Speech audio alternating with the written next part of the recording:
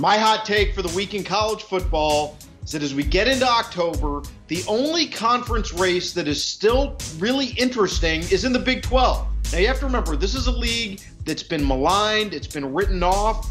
There was talk of breaking it up. There was talk of expanding. They don't have their own television network. There's always this sort of existential crisis about the Big 12.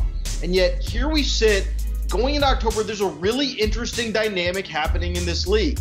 You've got Oklahoma, been in the playoff the last couple years, still very good, but maybe a little bit vulnerable. Went to overtime with Army, not quite sure if they have enough defense to do what they did last season.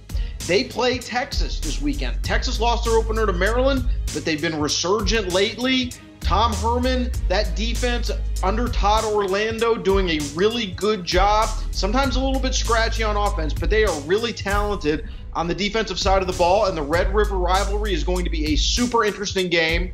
And then out there in the wings, you've got West Virginia waiting for their opportunity on a national stage to show what they can do. They've been extremely effective, particularly on the offensive side of the ball. Will Greer at quarterback, very experienced, very dynamic. They look like a team to me that can play with anybody in the country.